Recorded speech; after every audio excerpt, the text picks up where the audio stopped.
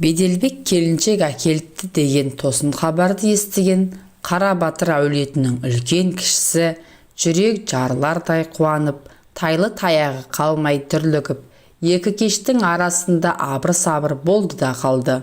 Олар үшін осы бір көптен күткен қуанышты хабардың әсте орны бөлек еді. Орда-бұзар 30-ға дейін сүр бойда қатанып, оқудың түбін түсірем деп ілім қуған Беделбектің келіншек әкелуі аспандағы айды жерге түсірумен бірдей еді. Көңілдер шалқылап, көкіректер керіле таныс алғандай. Әсіресе Ормантай үшін ақ түйенің қарны жарылған күнмен бірдей болды. Енді қайтсын, бүгінде 5 баласы 5 ауыл болған Қарабатыр шалдың сүт кенжесі, өзінің құлынтайындай тебісіп өскен інісі, әрі әжептәуір лауазым иесі, физика ғылымының кандидаты Беделбек Қарабатыров үйленіп жатса, тақиясын аспанға атпай не қылады? Өскен өнген осы бір әулеттің беткүстары Ормантай мен Беделбек. Ормантай білдей бір облыстық мекеменің жол жөндеу басқармасының білдей бас инженері. Інісі Беделбек облыстағы айтулы университеттің физика факультетінің дырдай деканы. Абырой да бедел де жетеді бір басына. Ормантай інісі Беделбектен келешегі зор азамат шығады деп үміттенетін. Інісі де сол үмітін ақтады, оқудың түбін түсірді. Университеттің физика-математика факультетін қызыл дипломмен бітіріп, аспирантураға түсті. Оны ойдағыдай бітіріп, ғылым кандидаты атағын қорғады. Алғырлығымен ауызға ілігіп, қызмет сатысымен өрге қарай салды. Бір кезде өзі тамамдаған университеттің физика факультетінің деканы болды. Оқу, одан қызмет деп жүріп, орда-бұзар 30-ға да келді. Бұл кезде тума-туыстары да бас екеу болмай мал екеу болмайтынын жиі-жиі ауызға салып айтатын. Ойды орып, қырды қырып жүрген Ормантай ағасы да інісі Беделбек үйленер болса, барлық той шығынын өз мойнымен көтеретінін айтып, жарияға жар салып жүрді. Енді сол уәдесін орындайтын кез келді. Мырзалығыңды көрсетіп қал, шаш, төк, көсіл. Ормантай шалқыды. Ертең бет ашары, одан соң 30 күн ойын, 40 күн тойын өткізеді. Өлгенде көрген бір төбелес, аянып қалуға болмайды. Ішсін, жесін, өңшең шуылдақ, көрсін күншілдер. Қарабатыр әулетінің астатөк дастарханы, айтпады деме, дастарханда құстың үстінен басқаның бәрі де болады. Той дегенде қу бас құрғырдың да домалайтын әдет емес пе? Қуаныштан еш шыққан Ормантай ойға қырға шапқылап, құйрығы жер иіскемей кетті. Тойдың әстеде бір бітпей қойған шаруасымен шарадай басы шақшадай болып, шауып жүріп, болашақ келіннің жүзін де көрмепті. Естігені арқаның аруы көрінеді. Қаға берісте әйелінен, болашақ келін қандай екен, көрдің бе өзің, деп сырт тартқан әншейінде біреуді мақтаудан гөрі таттауға дайын тұратын жадыра. Өзі үлбірептір-ау, үлбірептір. Өте ибалы бала екен, тіл көзін тасқа, жарасып кетсе болар, деп мақтаған. Болашақ келін саған ұнаса болды да, деп Ормантай күнген. Қойшы әрі, маған адам баласы ұнамайтындай сөйлегенде, тегі. Не қыласың? Деп Жазира бұрдиған. Өзің сұрадың, мен айттым, келінді көруге көз көрек, айналайын-ау, өзі ай десе аузы, күн десе көзі бар, бет біткеннің сұлуы екен. Ертең бет ашылғасын, қолынан шай ішесің, сонда талып қалып жүрме. Ой, сен де бір қай-қайдағын айтады екенсің, жайдағыны қозғап. Әйел дұшпан деген осы ғой. Дұшпан болып, сенің абыройыңды төккен жерім жоқ шығар. Енді Жазира кергіді. О несей соншама, дұшпан деп. Аттың сыры есіне мәлім деген. Беті жылтыр ұрғашы көрсең, бәрін ұмытатының өтірік пе? Байқа, ауру қалса да әдет қалмайды. Ертең сол әдетіңмен келініңе сұқтанып жүрме, ұят болады. келін келісті бала, қайнымның аузының салымы бар екен. Бұл әйел деген жұртты сынап мінеуге, қара есекке теріс мінгізуге құмар халық қой. Қойдық, келін саған наса болар. Сөзің жүрек жылытқандай екен, аузың амай астың атай, айтқаның келсін. Ормантай келіншегін арқасынан қағып, астына көпшік қоя сөйлеп, бықсуға айналған шаланы сөндіріп құтылған. Содан бері әйелінің келінді көруге көз керек айналайын. Өзде ай десе аузы, күн десе көзі бар, бет біткеннің сұлу екен деген сөзі бір сәт есінен шықпайтын болды. Арсыз көңіл желігі басылмаған асауаттай бұл күнді. Бұған дейін жігітшілік құрып, бет біткеннің сұлуы атанып, керден қаққан талай ұрғашыны топшысынан қағып құлатып, армансыз аймалап құшқан, мауқым басқан кездерін іші ел-жері есіне алды. Енді есіне алды да, ол сұлуды махаббат болмайды, сұлуда махаббат болғанмен өмірлік жар бола алмайды деп ыңылдады. Сұлулардың махаббатын талай рет көрген Ормантай, сұлудың сауыры кетпес, жүйріктің бауыры кеппес деген рас-ау деп ойлады. Және де сол осы бір ойды түскір қыраттан қылт етіп көрінген түс қояндай қос құлағын шошаңдатып мазасын алып тұрып алды. Біздің момақан тұқымға, әсіресе ғылым жолын қуған Беделбекке сұлулығынан гөрі жылулы мол әйел алғаны жақсы еді ғой деп ойын шегеледі. Одан соң, қойш, өздері жарасып кетсе болар, менікі қараптан қарап не уайым деп өзін-өзі тоқтамға шақырды. Той жабдығын дайындайым деп мұрнынан шаншылды. Айда шапқа салынып, ақ тер, көк тер шығып, бет ашар болар күнге де жетті ау ақыры. Бүгінде 5 баласы 5 ауыл болған Қарападырдың сүт кенжесінің үйлену тойына жиналған адамның көптігі сонша, тіпті олар аумағы ат шаптырым ауылға да сыймай, жартысы көшеге шығып кетті. Ал тойдың үстінде тіпті есеп жоқ. Есепшіл қазекеңдер күні ертең балаларының оқуға түсерін ойлады ма, болмаса Қарабатыр әулетінің беделінің шарықтағаны сонша, дүние мүлік те, ақша да Беделбектің тойына аста-төк құйылып жатты. Әсіресе әлгі видик-мидик, түрлі түсті теледидар, кілем, алаша дегендердің тау-тау болып үйіліп қалды. Оны көрген Ормантайдың көңілі шағала болып шалқыды. Тойдың үлкен отбасына ырыс пен береке әкелгеніне, жанына жан, малына мал қосқанына іштей шүкіршілік етіп, тоқ белімен тоқтық тартып тұрған. Осы кезде, ал халайық, бет ашарды бастаймыз, ортадан орын дайындаңдар деп саңқылдаған әйгілі айтыс ақыны Серіктің даусы естілді. Той дастарханынан егде етке мелдеккен тойынып шығып, топ-топ болып тістерін шұқып гу-гу әңгіме соққандар жойқын судан ығысқан сеңдей ортан ашты. Басына төгілдіріп шашақты орамал салған жас келінді жеңгелері қос қолтығынан демеп ортаға алып шықты. Шашақты орамалдың бір ұшына таяқ байлап алған Ормантайдың үлкені, биыл орта мектепті тәмамдайтын Айбегі. Үлкен іске дайындалған бала бір күттей қутын-қутын етеді. Іле-шала келіншегі Жазирада көрінді. Қолында үлкен тегеш, онысын жас келінге қаратып қойған орындықтың үстіне қарама қарсы жайғастырып, ақ домбырасын қолға алып, құлақ күйін келтіре бастаған жырау Серіктің алдына әкеп қойды. Дауысы ашықсы Серік аш-шайқайға бір бастап алып, бет ашарды бастап жіберді. Жас келінге үйде, түзде, отбасында, жақын жұрағаттар ортасында өзін қалай ұстау керек екендігін айтып, біраз ақыл үйретті. Әруақтарға арнап алғашқы сәлемді де жасатты. Одан соң бірыңғай сәлем салу рәсімі басталды.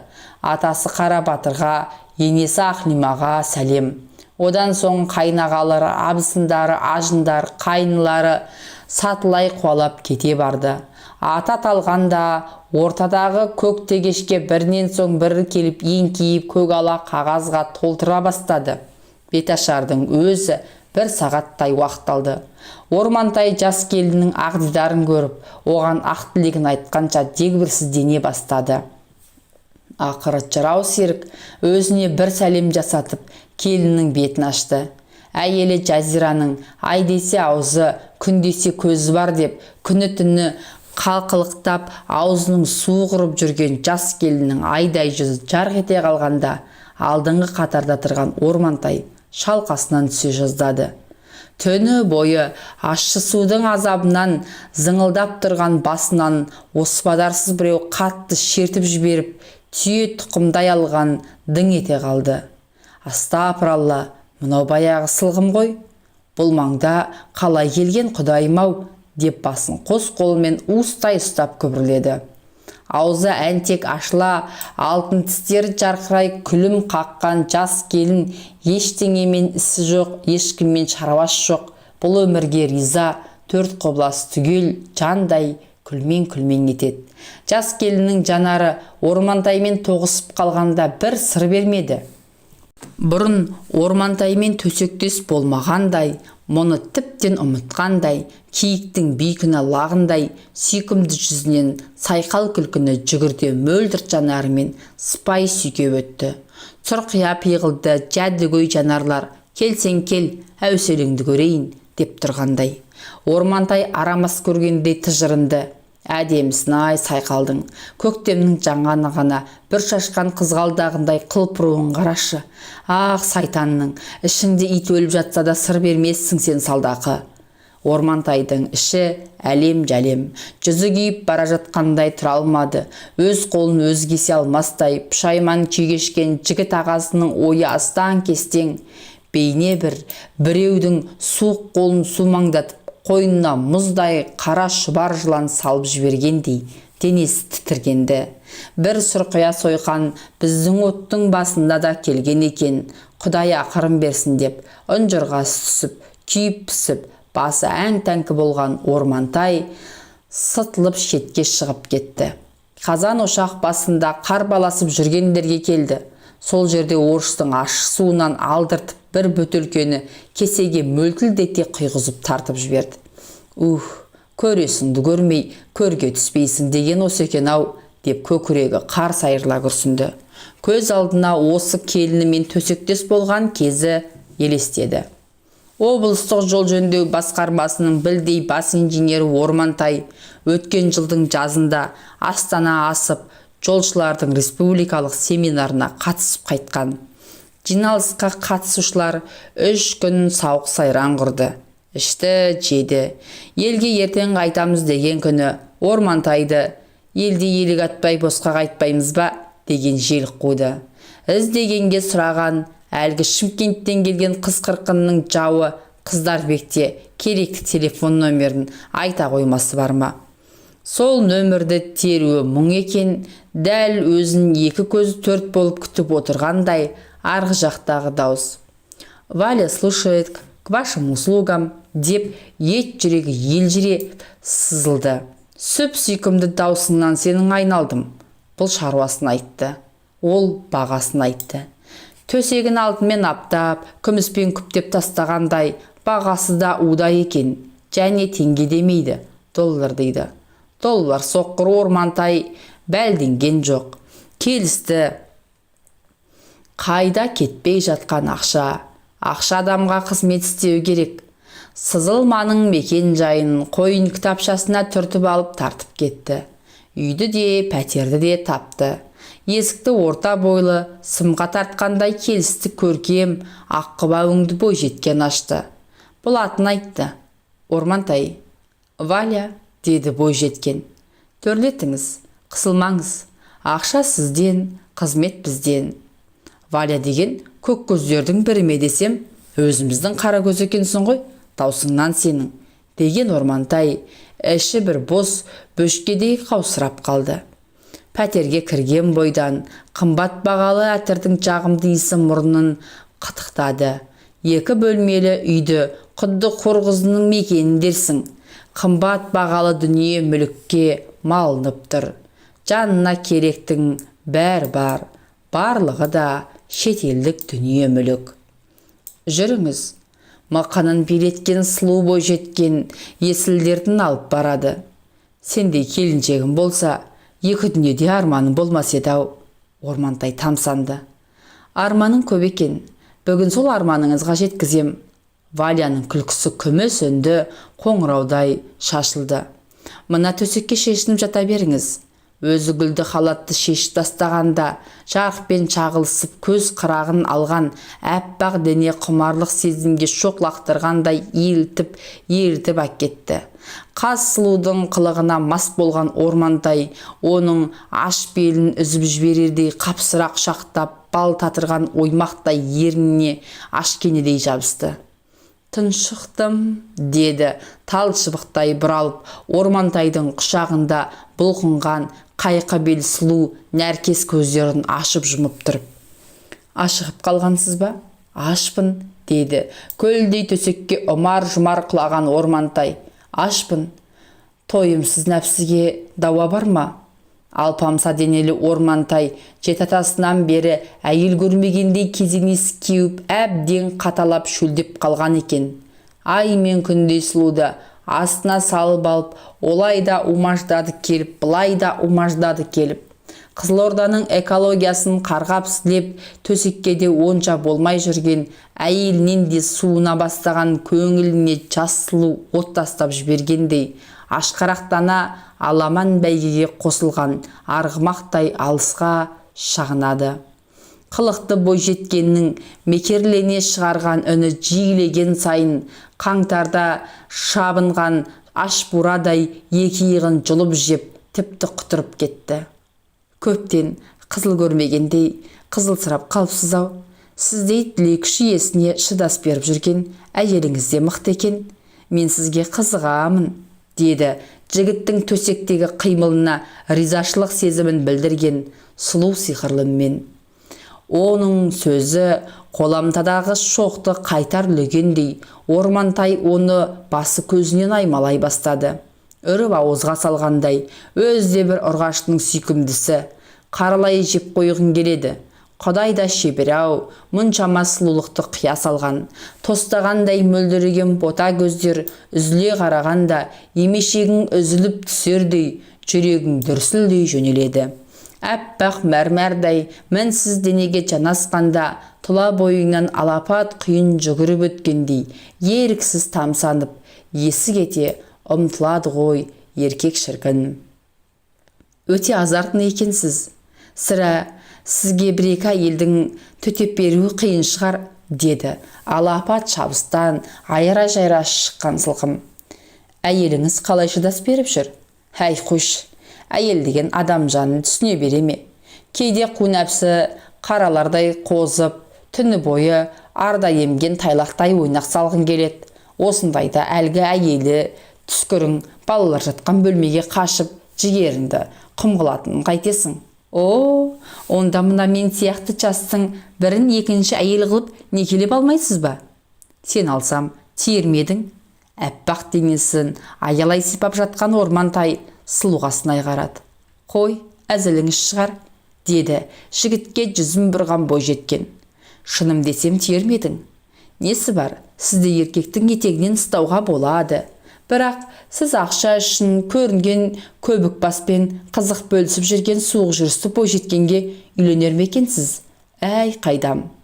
Ормантай үндемеді. Одан да шын атыңды айтшы, деді.